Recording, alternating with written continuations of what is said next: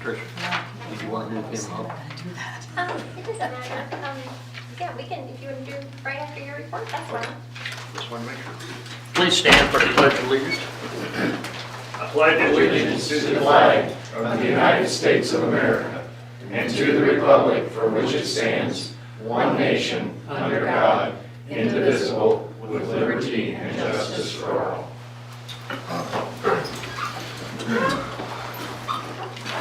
Thank you, everyone, for being here, and those watching on TV. There's a report, very short. I'd like to give a big congratulations to the Hermann Bearcats. All their sporting events, they all did well, and also to the FFA. And I think Dave or Don Shockley got a gold at the National Individual Awards at the FFA. So, way to go Bearcats. The school does a good job. If you didn't make it, I attended the Veterans Program with my daughter, and I had announced that at the last meeting. If you're a veteran, next year try and make it. The school does a wonderful job, and it's really appreciated, and I just wanted to make a public thank you to the school for doing that. The other thing is, went to the Showboat Saturday night and seen the new movie, Vintage Christmas. If you haven't seen it, check it out. It really showcases Hermann. We had a great meeting on flood mitigation, and there'll be more of that coming down the road, but Tricia may touch on that a little bit later. Anyway, the other thing is, I want to wish everybody a blessed Thanksgiving next week. We're going to change the program just a little bit, and so we can discuss the water and sewage bonds first. For those of you who don't remember, I'm Joey McCliney. I work with you guys on your bond issues. We do not have any action to take. You have in front of you, though, what two ordinances calling elections. And I'm going to tell you exactly what I'm telling other clients about bond issues and this bond issue. You are out of your bonding authority. 2 years ago, I wouldn't care, because 2 years ago interest rates were really low. And we could go to the state and get subsidized interest rate, and it would cost us 15 to 25% more because we went to the state. They're just painful to go through, and architects and engineers jack their prices up, and they have to do more to go through the state. Right now we're in a 20-year 5% market, if not a 20-year 5.5% market. If we go through the state program, it'll cost us 2% for 20 years. All of a sudden that little bit higher cost, or that substantially higher cost, is worth it. However, the key is you have to have voted bonds. Now, and I've been mentioning this to Tricia, we have until January to put anything on the April ballot. So we have plenty of time to talk about this. But you should start thinking in that regards. If you think interest rates are going to go back down, and they might, I wish I knew whether they were going up or down, they just feel like they're going up, then maybe we can wait. But at this point, it looks like the best way to get the lowest interest rate is to vote bonds. We don't have to spend it if we don't have any projects. It doesn't cost us anything to have it, but it does put us in the way of opportunity. Also, you cannot get grants or any sizable grants unless you have matching voted bond funds.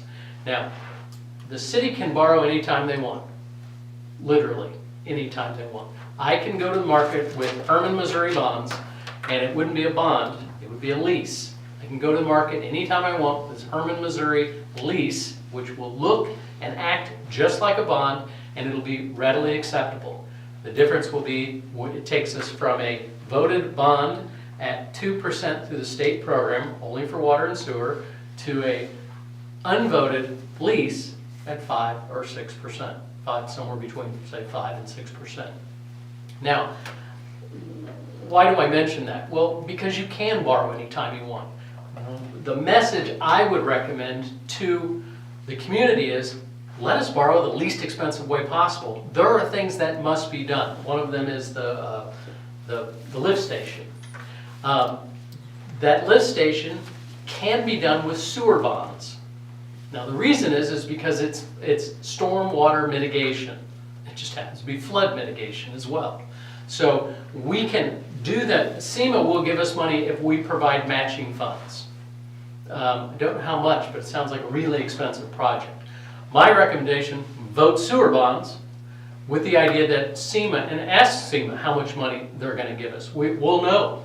But you want to have sewer bonds in place. I don't want to go to market. I'll go to market with anything you want. I don't want to go to market unless we can go through the state program. The state program will take forever. It'll be a 2-year program. We can go to market tomorrow. But again, the message is we have projects. You're going to have sewer projects. You're going to have water projects. Let us borrow the least expensive way possible. Otherwise, you know, if SEMA comes in and says, hey, you have to come up with $1 million or $5 million and you have to do it right away, and you don't have bonds available, and we're going to give you $15 million, it's likely you're not going to turn them down if it's a 3-to-1 deal. But you're going to have to go to market in a more expensive fashion, which I, of course, as I said, I can do. Now, in Missouri, debt is defined as an obligation longer than 365 days. And the reason, and all debt in Missouri requires a vote. So the question that should jump to mind is, well, if all debt requires a vote, how do we go to market with it? How do we do it without a vote? A lease is redefined as a short-term obligation, as a current expense, because every year you have the right to walk away from that lease payment. So you'll have a fixed payment, you'll have a fixed interest rate, it'll go 1 to 20 years, but every year you budget for that payment, it turns it from a long-term obligation, a bond, to a current expense that doesn't need to be voted. Very clever attorneys figured it out years ago, and so that's how it's done. That's how you get around the Missouri Constitution that says all debt must be voted. So it's more information than you probably wanted, but that's how. So we can borrow anytime you want. It's more expensive. I think you need to start thinking about putting something on the ballot, and I'm talking a large amount. And I don't know what that large amount is. That's going to be an engineering question, but substantially more than you need. So, for example, $20 million on the ballot for sewer projects. You can't afford $20 million ever, but you could afford $2 million, and then 7 years later, maybe another $2 million. It's just planning, and so it's a good practice. It allows you to borrow at the lowest interest rate possible, and it allows you to qualify for grants. And so that's really it. I can't think of, I think I put that in an email too. So are there any questions?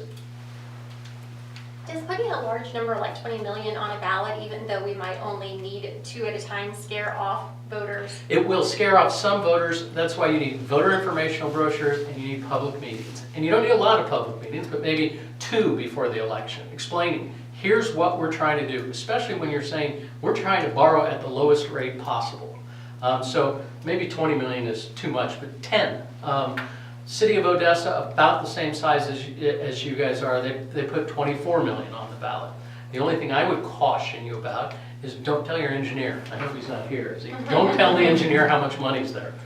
They tend to fill in their projects with available bonds, but just be very cautious on that. But I think City of Peculiar, Missouri, smaller than you, they put 50 million on it, and they've capitalized on it every time they could with the grant money. They were the only city in the state, if you remember when they said shovel-ready, I think that was Obama said, oh, I've got money for shovel-ready projects. Well, everybody in the world said, well, I've got projects and a shovel and I'm ready. Well, what they meant was voted bonds. And so most cities didn't do anything. City of Peculiar voted $10 million in street bonds for an overpass. That was the idea. And when they said shovel ready, we were, and they got 16 million, and they were the only city to get any money from the Missouri Department of Transportation because we were able to match it. So are most of those bonds matching, or the grants matching? Yeah, That were... yeah, almost all of them. And there's not, when you have one last thing. When you have really cheap money and the interest rate market is cheap, there's no reason to worry about the state program. When you have really cheap money and rates are really high, like they are now, higher now, they're still remarkably low at 5 and 6% for 20 years. But when you have a 2% money, all of a sudden it becomes competitive. Those funds are available now. In a year, if rates continue to climb, they will become more and more popular, and more people will be going through it. So you're talking about the state matching funds? I'm talking about the grants as well as low interest rate loans, so both. So grant funds, everybody will start applying for them, but you have to have bonds in place. But also the state revolving loan fund, or the direct loan program, which is the subsidized interest rate, which means you borrow at 2%, slightly lower, that will become competitive again. And fewer and fewer people will get involved, because all of a sudden, St. Louis or Kansas City, Missouri goes, well, I'll take $100 million. And they have bonds in place. Is there any, inherent advantage though between the lease from an actual getting the projects going between you said the lease versus the bonds? Speed. That is it. Interest rates are, if you have, first of all, if, for example, the mitigation project that is kind of being forced on you to move the, if all of a sudden you say, hey, we're voting bonds for that project, DNR stops caring as much. They'll say, well, they're moving things forward, and so they get off your back. If you ignore them, they get a little cranky. Okay. So are all of the grants available for the 2% match through the state, or is there just not as many with the 5%? I'm talking about two different things. There are grant funds out there, and that have to have bonds. You don't have to go through the 2% program, the bond program at 2% to get the grants. If you did it with a lease, some of them, for example, USDA requires voted bonds. Some of them require voted bonds. You can say, okay, we're going to use the lease and get grants. So if SEMA comes along and again says, we have to have it, but we have to have it now, we'll figure out a way to do it. But ideally, you want voted bonds in place, because the only way to get the low interest rate loans through the state program or through the federal program is with voted bonds. Are the lease rates fixed? Yes. So you're reallocating every year, but they don't float with prime or anything? No, you're you're exactly right. It's the, what do they call it? Subject to annual appropriation. You appropriate every year, but they are fixed. It will look exactly like, it'll feel like a bond, it'll look like a bond, it walks like a duck, squat, but it's still a lease. And it is just a clever way of getting it out of the vote. It is very useful, that tool, when you need something done right away. But other than that, the best way to go is when rates are close. City of Plattsburgh, Missouri, we issued 25-year bonds at just under 2%, and the state revolving, this was in 21, the state revolving loan fund program was maybe 1 3/4, but the cost was so much higher that we went out on our own, and it was cheaper. So we look at it the entire time, and so if rates start to switch, we obviously switch to the general market versus the state program. Any other question? So, he had mentioned that if we were amenable to doing this, and I don't know how much we want to bite off, but we could do sewer bond and water bond Yes. as well. You have two ordinances in front of you. One is for water, one is for sewer, and they both qualify for that low interest rate loan. And so right now you have obviously sewer projects, and I hate putting two things on the ballot, but you will have ongoing. The only thing you're certain of is that you'll need to fix the water system, the sewer system, and your streets all the time. And it's just the reality of running a city. So you're not allowed to combine the two on one ballot? You actually can, but you already have sewer bonds outstanding, and so it would make them junior lien, it would make them second lien to the outstanding, if we combine them to a water and sewer system. But if we're thinking we're going to the, it might be worth considering combining the system. You would operate, please operate, you would operate the system separately. You would tell what happens is sometimes an accountant will come in and go, perfect, it's a combined system, and they pool all the funds as one fund, as a utility revenue fund. You want to keep operating it as a water system and as a sewer system on your books, because it's very easy, it's very difficult to manage budgets if you don't have that breakout. But Okay. So, like you said, we don't have to make any decisions tonight. Something we'll want to think about is if we want to move forward with this sort of bond option, what election we might want to put our question on. April does have, the school is asking for a no tax increase bond, just to renew what they have. So that will definitely be on there. Time goes by quickly. We do have until like the third week in January, but you know we typically don't have a second December meeting. And I guess we could vote the ordinances at one meeting, but it probably, again, if we wanted to go forward, doing two separate meetings, giving the public plenty of opportunity to talk would probably be the best option. But anyway, I'm glad Joey could come here in person and explain this to us. Cheap money is the best money to get. Yeah, free is the best, but cheap is the second best. There is an August ballot. I tend to call it the stealth ballot because nobody goes, and so just bring your spouse and a friend and you'll pass it. But it is expensive because you'll be the only one on the ballot.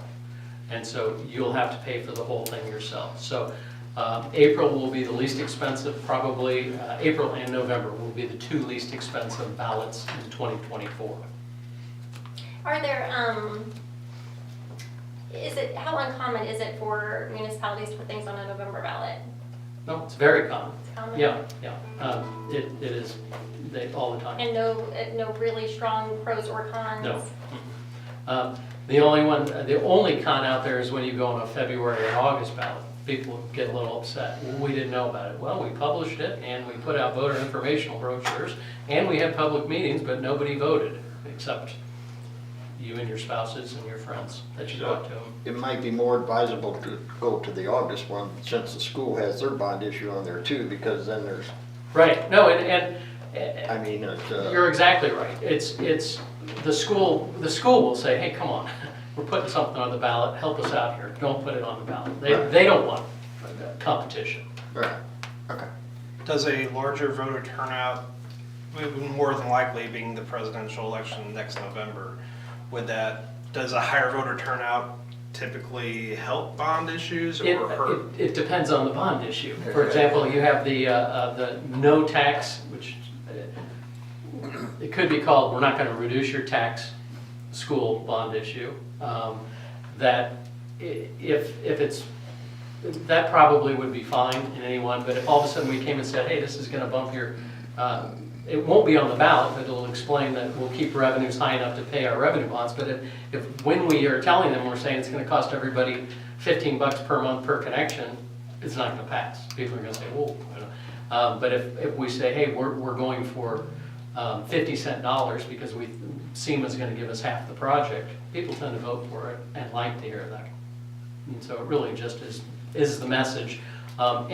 And really getting the message out. You guys tend to pass bond issues when you need them, because they trust you. And so it's just making sure the message is not promotional ever. You hate being sold, I hate being sold. So it just is, here's what's going on, here's what we're trying to do. If you think it's a good idea, please vote yes. And that's it. Anything more than that, first of all, the city can't pay for anything more than that. It has to be strictly informational. But I don't find getting really rah-rah behind waterworks and sewer system very effective. If we're building a new gym and we're a school district, then you need some cheerleading. So how does the timeline play into this? Is, if we go out past this fall into next spring or even further than that, does this change, or is it? So if we vote, let's say we voted bonds in April, and SEMA says we're gonna give you everything, and we don't do anything, doesn't cost us anything, and we have authorized but unissued bonds, and it doesn't cost us anything to have that. And so if if the school wasn't going to the market, you'd think, okay, in January, at our January meeting, we'll put it on the ballot. You'll pass the ordinance. It'll go to the county. They'll publish right away. And then 3 weeks, a month before the election, we'll come up with voter informational brochures that can be distributed with the bills, and we'll have a public meeting or two just before the election, and off you go.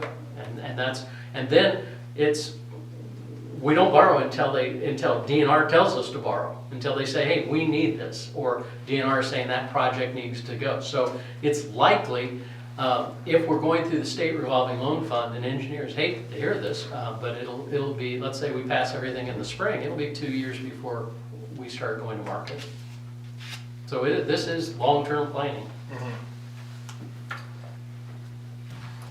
Okay. And we are at the point, and I think I'm being redundant now, but next year, we will literally be out of money in our wastewater bonds that we've been using to be compliant with the DNR as far as working on our I&I issues and doing our sewer pipe relining and things like that. I mean, we will have expended all of our bond money. So we have to do something, And to that timeline, Derek, one of the concerns of the engineering firm is that right now we've got a lot of this money, the grant money that's available, these matching grants. If we put this off years and years, that money's gonna start drying up. And we might miss out on this, an opportunity to get a matching grant. And something like Lions Field where we have to do this. This isn't a pretty please by DNR. This is, you will do this or we will start fighting you. So in situations like that, if we can get a bond, get it cheaper, and get matching grant money, I mean, that's a no-brainer for town. Because we're gonna have to pay for it ourselves, or we can get a little bit of money, that we've all paid into the federal government already. So, or the state government. Okay, any other questions? We'll be getting some information out to you shortly. Our engineer is working, it's kind of a rough spreadsheet right now, but we'll work up something a little more formal for you to see what our needs are beyond the lift station that we keep talking about and what some of those numbers look like.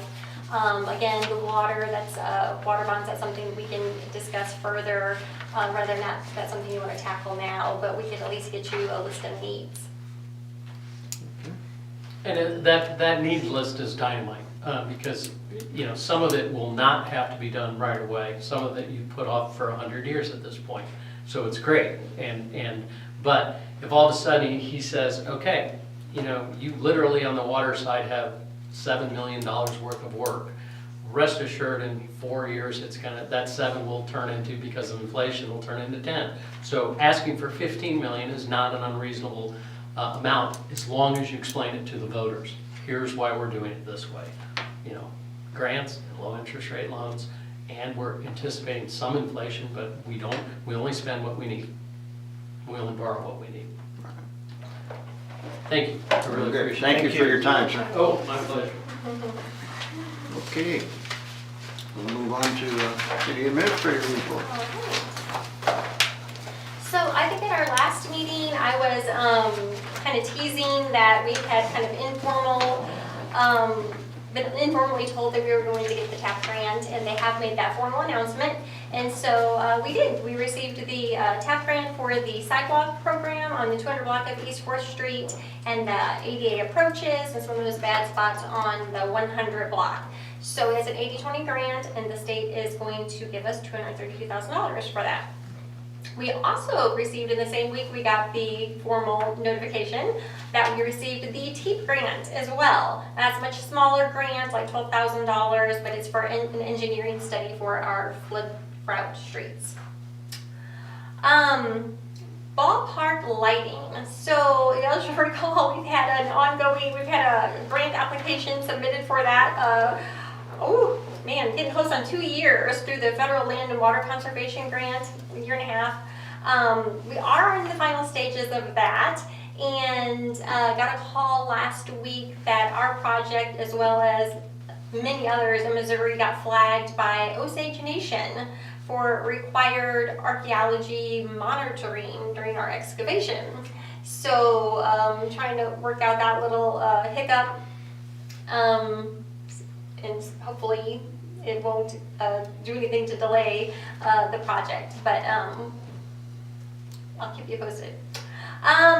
Also, the Panhandle Eastern Pipeline, the rate case that we had been talking about being settled. I was anticipating the amount of our refund based on that. As you'll remember, they increased their fees back in March 2020 by 400%. And so the city has been absorbing all of those increases since then. And the amount that we're getting refunded between what the rate should have been, what FERC decided that rate should have been, and interest on that, to the gas commission as a whole, that refund is $1,038,900.97. Now, that money will be divided between the 4 other cities in the gas commission, but ours will roughly be just over a third. So we're working on that spreadsheet to determine the exact breakdown between the cities, but for Hermann specifically, it will likely be between $350 and $400. And we should have that by November 24th. So our Free Creek Bridge project, there by Ford on Highway 19, it has been back and forth about the amount that we may owe for the pedestrian portion of that bridge that we were responsible for and the wrought iron fencing. MoDOT charged us an estimate based on what they thought that would cost us, and that was $43,000. Well, the true bid has come back, and that is $74,000, right? So we will owe additional money for that in the amount of $31,281. But still, in all, that will bring up. It's still less than the $150,000 they shot us earlier. Did I misspeak? You're looking at me funny. Did you what? Did I misspeak? No, you're fine. So our portion is going to be more around $74,000. So yeah, unfortunate, but still less than initially told. Do we have to get fancy wrought iron? Can't we get something more plain? Well, it's going to match the Hermann Bridge, and now it's already been ordered. We had committed to that a long time ago.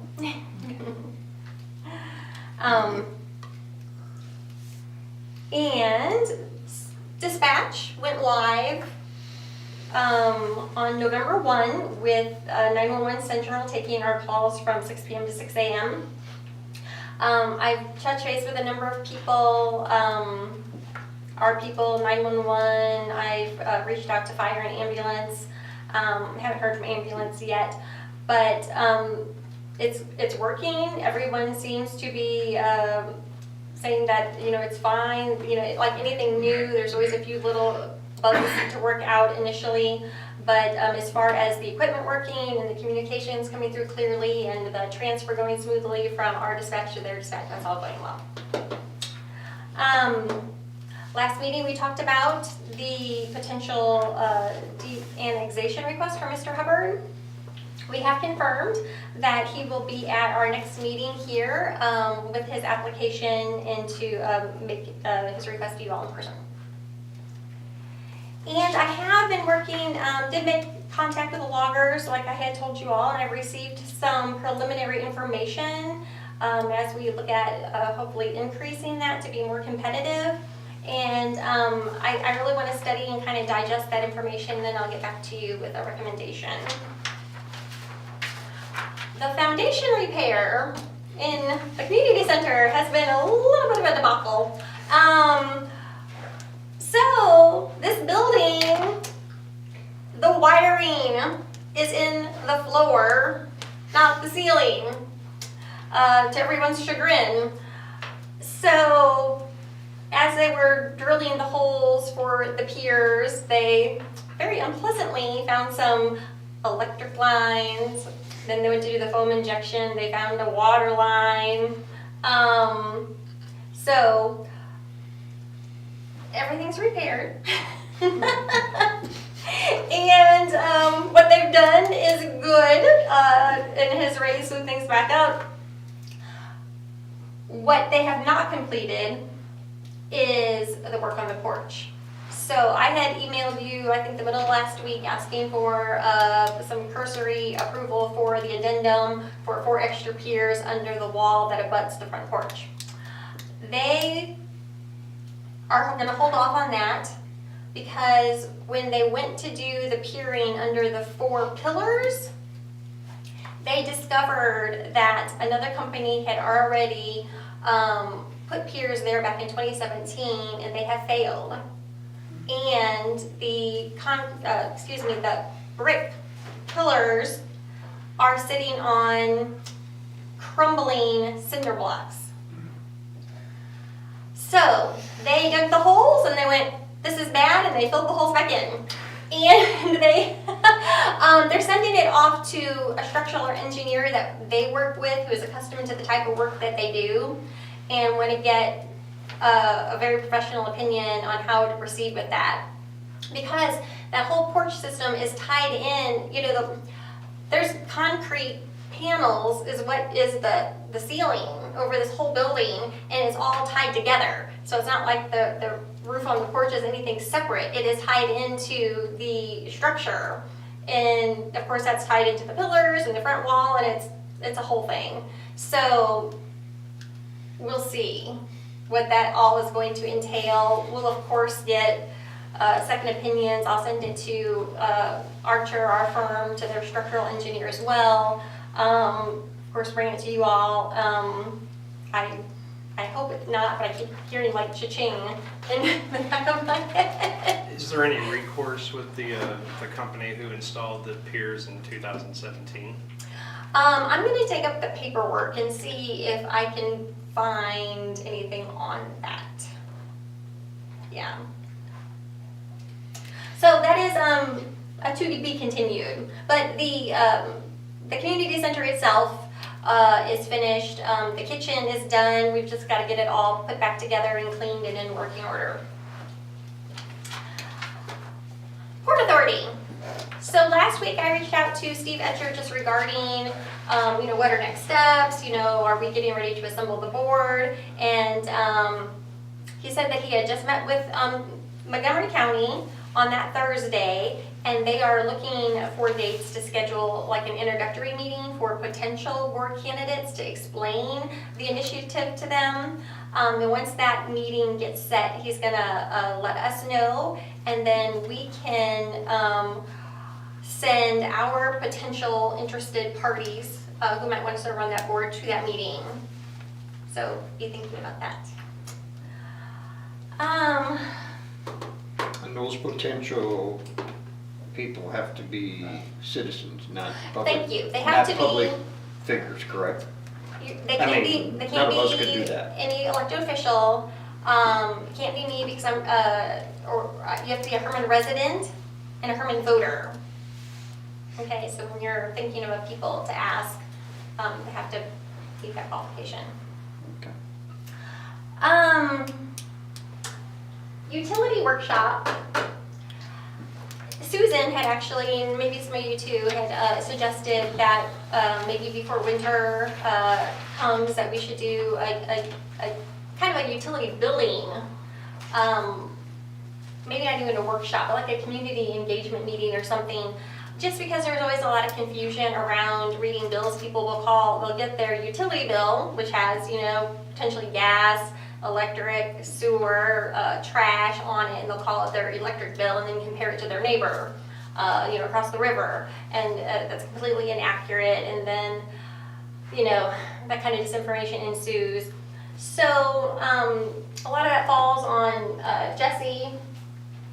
So we've had so many things pop up that we can pull it off, and we have one date that'll actually work, which would be November 29th.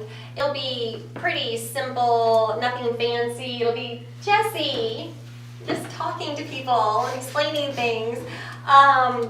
We have grandiose visions of doing down the line.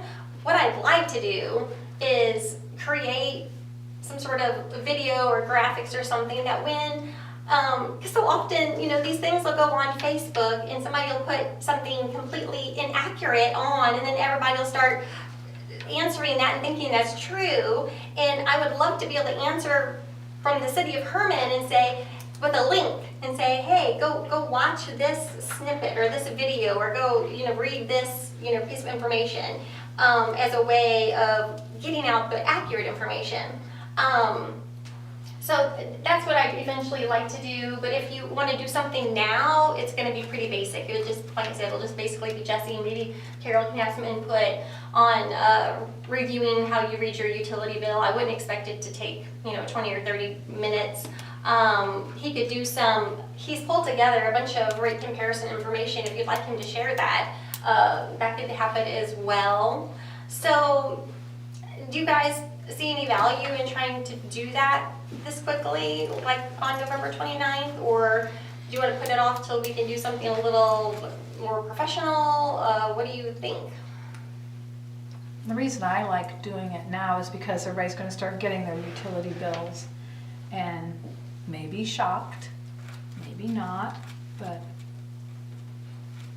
And we have all kinds of information out here on the table that people can take that has things you can do to be more energy efficient. I was thinking, with the holidays fast approaching, which they are, it may not be a good time to do it. And what I kind of had envisioned, maybe we could take like a utility bill and circle like the date, A is the date, B is your kilowatt per hour and what you're charged, and for the gas breakdown, and make it where we could actually mail that out so they could have an example and see a screenshot of the top to go We through. had talked about that like in a presentation, using an example to go through Do it. something like that now, because a week from now it's going to be Thanksgiving, then everybody's going to be into the Christmas spirits, and turnout may be very, very low, and we're still going to hear those issues about comparing utility bill just as the electric bill. Or we could do, and I just see what you know this because I'm doing it. I'm open to any ideas really. Maybe another one would be not to do the workshop, but maybe have him do a video that we could post that people could watch. A video of Jesse? Just an idea. This is my thrill.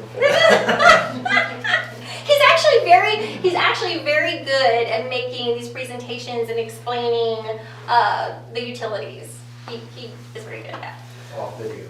Off video. I certainly don't think there's anything wrong with having a workshop to present information. I certainly think the link to a city-hosted PowerPoint, wherever you want to call it, explanation video should be on the fast track. I think that's a fantastic idea. And maybe this video could be the beginning of such things. Like what Ash says is, and that falls into what I was thinking, like a PowerPoint presentation, we could put it Yeah. on the city site. Therein, you learn, everybody's got a computer, I know, but there's a lot that doesn't, and they have to have that site on their computer. There's a lot of people that what site do I go to? I don't have that on my computer. So we leave some people out. I mean, I follow it, I follow a lot of them, but there's several times I see updates other people mentioned they saw. I'm following the group, but I never got the update either, so we're still gonna miss probably 40% of the community just on social media. So you're So thinking still some if we sort could of print flyer? those, and then mail them out, Okay, well, that's all good input. Anybody else? I think the rate comparisons, definitely throw that in there. I think that's a good point. Okay. Do you have any input, Mr. Gultz? None that you want. He's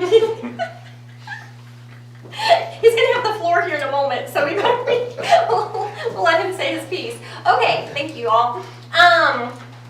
Couple shout outs to employees. One, Tammy Bergerhoff, as the mayor mentioned, the movie producers at the premiere just really complimented her highly. She was really, really instrumental in getting them here and helping them and taking them around town and making all the introductions and the schedules, and they weren't expecting really any of that out of her, but she really went the extra mile and they were super complimentary, so I wanted to give her that shout out. Other thing is that Terry Foley, our long-term 14-year dispatcher, is retiring. Her last working day here is Wednesday, so we wish Terry a happy retirement. And I'm done. Are you sure? I'm sure. Okay, Jesse, Public Works Department report. Water, sewer, and gas department has been obviously working on the sewer main on Sandplant Road, as well as doing some gas service work recently. They've been doing some catch-up work here the last week and a half or so on the other utilities. They've also got a guy in training at the moment doing some classes for a new license. Street department has, they've replaced a section of the sidewalk. I don't know how many of you were familiar in Moose Caboose. There's a section of the sidewalk that had collapsed. It was actually a storm drain cap. They got that tore off and replaced last week. They've begun hanging banners and Christmas lights on the utility lights downtown.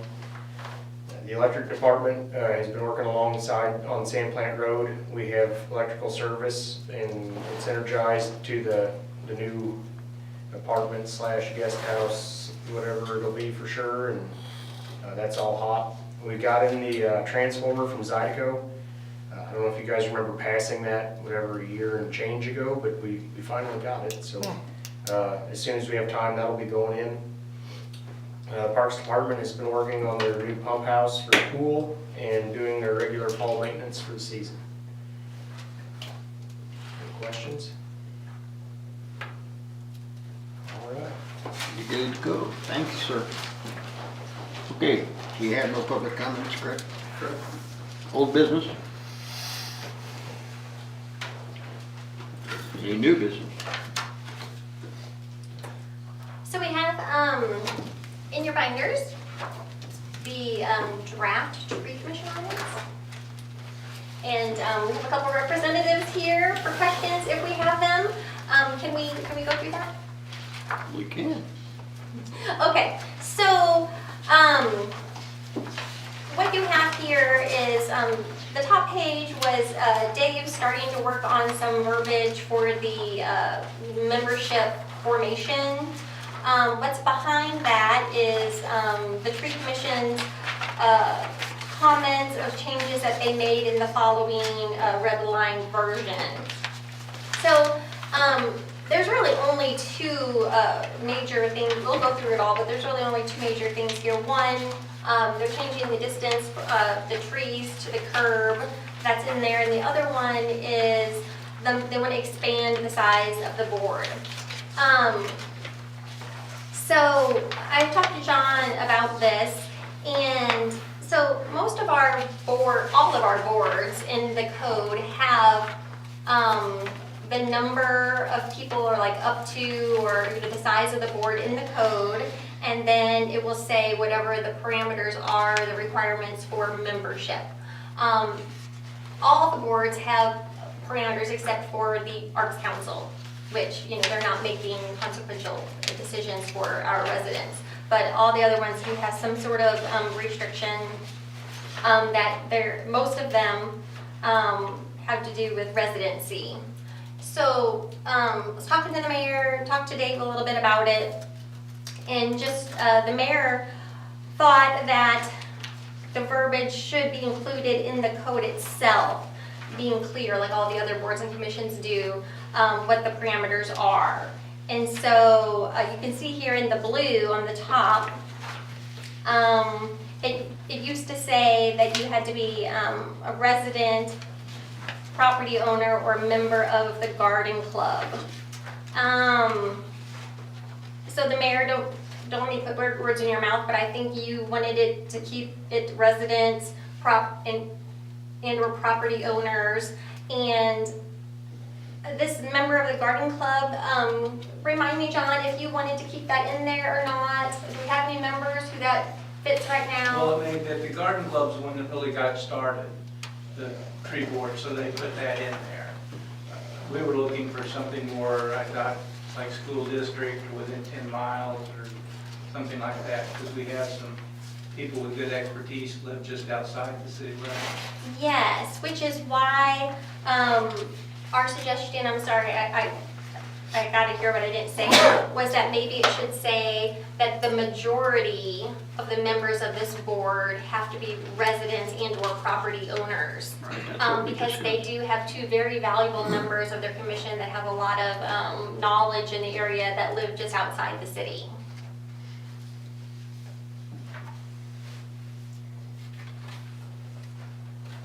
Everybody understand that?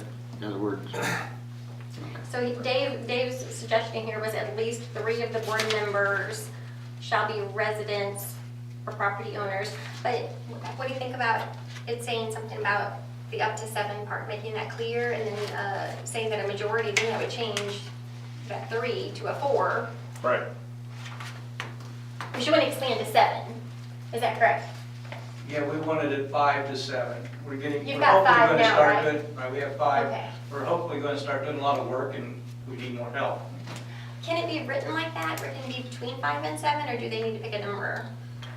It can be between 5 and So 7. they say up to 7, something like that? Okay, At least 5 and not more than 7. okay. And a majority of whom shall be the residents, the property owners. Yeah, do y'all agree with that? That the majority shall be, is that good verbiage? Okay, and one more time, leave the garden club in or not? What's your recommendation? With its, the way it's worded, does it exclude the garden club? It doesn't exclude it, it just wouldn't have that as a reason to be a member. It could go either way, I think. But Yeah. is there, Currently, they shall be a resident, property owner, or member of the garden club. We could take or member of the garden club out, and then that doesn't preclude a member being a member of the garden club. In fact, they may be still be your most qualified people. but what if that person lives outside the city limits? You'd still have that majority thing in there where you could have 3 of. It would have to be one of your. Which is probably a good idea. You wouldn't want 5 garden club members outside the city.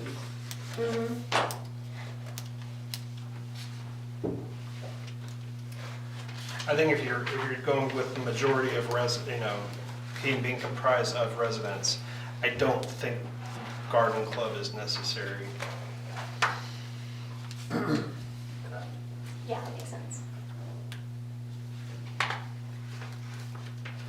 Okay, everybody agrees on that? So let's just briefly look at these, the red line version here. They're taking out community forest manager. You said you haven't had one of those really in a long time, and it's not a It's in the requirement. definitions page and nowhere else in the ordinance, so I didn't see any reason for a definition. You okay with that? All right.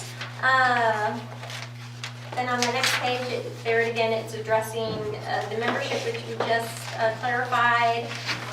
The terms of office, Dave, this is my question for you. That's just like standard verbiage. All of the boards and commissions, when they were first founded, that verbiage is in there. So does it make any difference whether it's we leave it or what's the recommendation?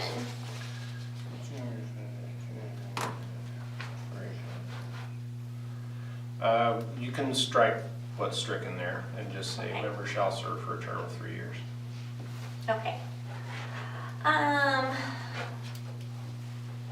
So number E2, they're talking about that they're suggesting that our plan, our tree plan, be updated every 10 years, so we don't get behind again.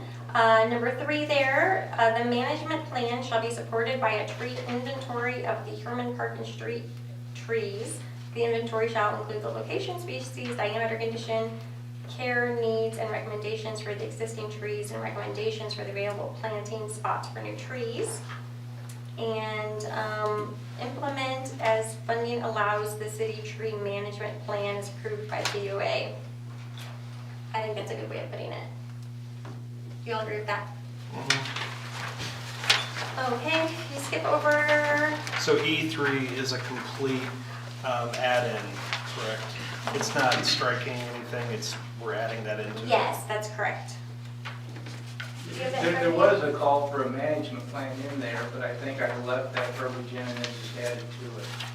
Okay, do you have what you gave me with you? No, I came from Mountain View, Arkansas this morning and haven't been home yet, so. Okay, so the tree spacing, this is a small change. And it says, the small trees can be, so the distance trees may be planted from curbs or curb lines and sidewalks shall be small trees from 2 feet down to 1, and medium trees from 3 feet down to 1.5, and large trees from 4 to 2. Do you want to explain what that is? Basically, the Tree City USA guidelines, when they first came out with the sample ordinance, what's in there is what they require. They have since dropped that requirement, and while the more space you have, the better the trees are gonna grow. Hermann has very few places between the sidewalk and the curb that are 8 feet wide. And we've gotten a fair amount of pushback, people wanting to plant in narrow spaces where trees were taken out of.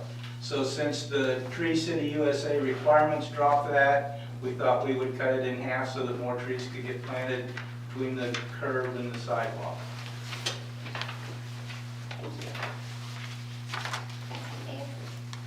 Nope.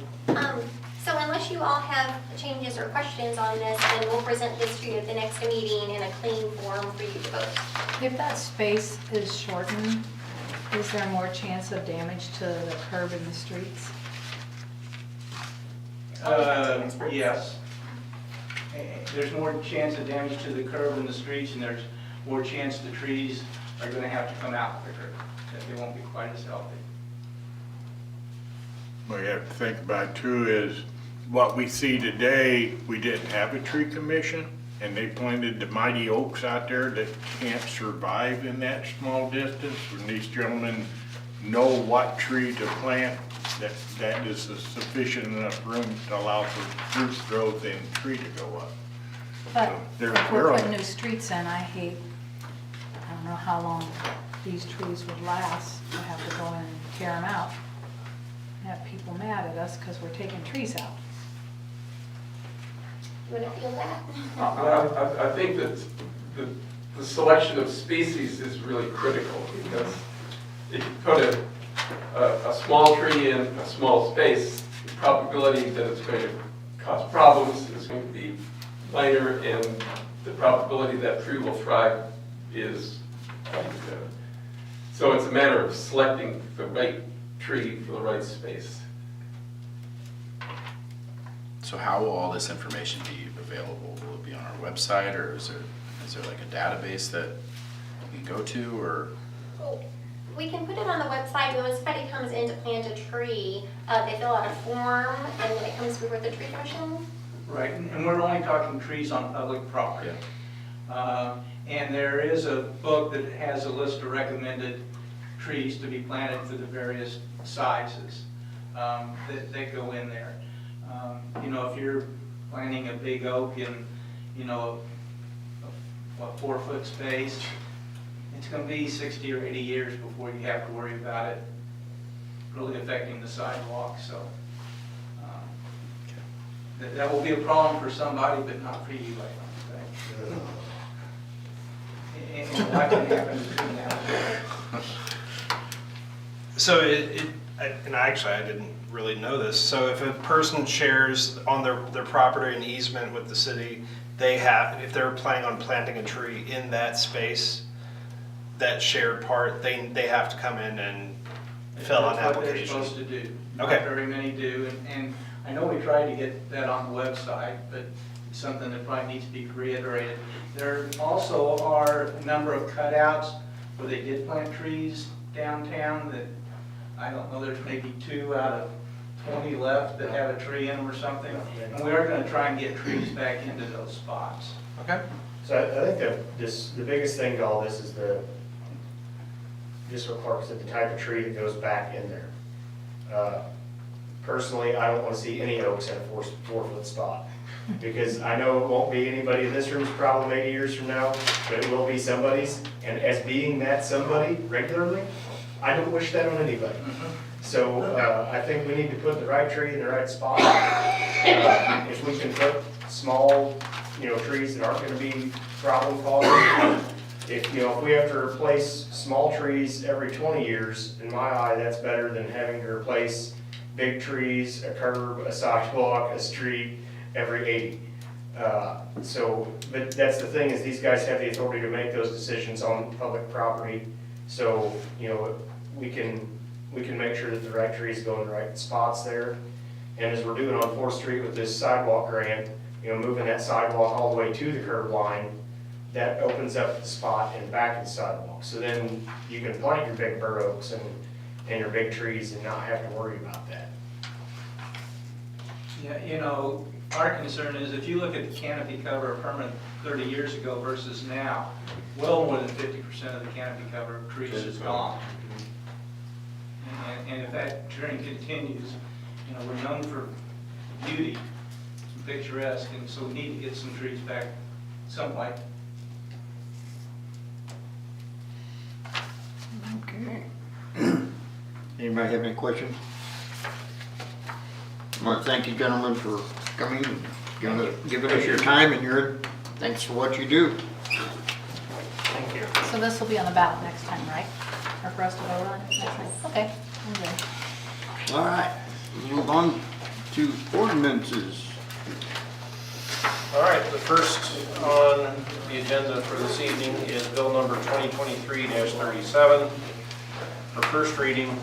An ordinance calling general election for the year of 2024, setting the date and time thereof, specifying polling places, appointing judges of election, specifying officers to be elected, providing filing date for candidates, and providing for publication of notice of election and general provisions. Any questions on that? If not, do I have a motion to approve? I'll move to approve bill number 2023-37, first read. Motion's been made, do I have a second? I'll second. Motion made and second, all in favor, aye? Aye. Any opposed? So carried. Next is bill number 2023-38, an ordinance prescribing the salary for the elected office of city collector and establishing the effective date thereof. So as you all know, because the collector's position is elected, that position doesn't get the raise at the same time the employees do. So it goes into effect after the next election for whomever the successful elected person is. And it's in the amount that the employees received, so it's 5%. Okay, we have a motion to approve. Move 2023-38, first read. Motion's made, do I have a second? Second. Motion's made and second, all in favor, aye? Aye. Any opposed? So carried. Next is bill number 2023-39, an ordinance to approve a Missouri Highways and Transportation Commission Transportation Enhancements Fund Program Agreement. And this is our sidewalk agreement with the Sidewalk. state. Anybody have any questions on that one? If you all don't mind reading it twice, we can get it rolling. Okay, do I have a motion to approve? I approve bill number 2023-39. Motion First read. made, do I have a second? I'll second. Motion made and second, all in favor, aye. Aye. Any opposed? So carried. We'll read that second time. Bill number 2023-39, an ordinance to approve a Missouri Highways and Transportation Commission Transportation Enhancements Funds Program Agreement. Do I have a motion to approve second reading? I'll make the motion, bill number 2023-39, second read. Motion is made, do I have a second? Second. Motion made and second, all in favor, aye. Aye. Any opposed? So carried. We will move on to motions. Do I have a motion to approve the minutes from our last meeting? I move to approve the October 23rd, 23 minutes. Motion is made, do I have a second? Second. All in favor, say aye. Aye. Any opposed? So carried. Next, invoices for payments. Do I have a motion to pay our bills? I will move that we pay those bills. Motion has been made, do I have a second? I'll second. Motion made and second, all in favor, aye. Aye. Any opposed? So carried. We're going to reappoint Clayton Newell and Patrick Kratz to the Board of Adjustment. These gentlemen got off easy because they were fulfilling unexpired terms and nothing happened during the last year, so. Yeah. Easy peasy. Do I have a motion to approve those? Move to approve. Motion is made, do I have a second? Second. All in favor, aye. Aye. Any opposed? We're good. Approve the low bid from Hermann Ford for the 2024 Ford F-350 4x4 Super Cab truck for $52,470. And this will be shared by the 3 departments there. Anyway, do I have a motion to approve that? I will move to approve. Motion's made. Do I have a Second. second? Second. Motion made and second, all in favor, aye? Aye. Any opposed? Carries. Outdoor seating permit renewal for Doxy Slush, Nicholas and Brittany Renfro at 222 East First Street. Any questions? We have a motion to approve. I move to approve their permit. Motion's made, do I have a second? Second. Motion made and second, all in favor, aye? Aye. Any opposed? So carried. Conditional use permit renewal for McCleary Investments LLC, The Bank Bar, 115 Schiller Street, liquor sales for outdoor consumption. Any questions on that one? If not, do I have a motion to approve? I'll move to approve. Motion has been made, do I have a second? I'll second. Motion made and second, all in favor say aye. Aye. Any opposed? So carried. Special event application for the Hermann Tourism Department, Pictures with Santa at the Amtrak station on December 21st, 2023. I have a motion to approve Santa. I'll make a motion to approve Santa. We have a motion, do I have a second? I'll second. I was gonna say, somebody better, we don't want to upset I don't want to make Santa. it bad. Motion's been made and second, all in favor say aye. Aye. Any opposed? So carried. We have the reports, do I have a motion to adjourn? Move to adjourn. Everyone stay? I'll second. Motion's made and second, all in favor, aye? Aye. We are adjourned. Thank you for coming and watching. Everybody has to on the, making the motion. You guys wanted to stay on, so what the heck?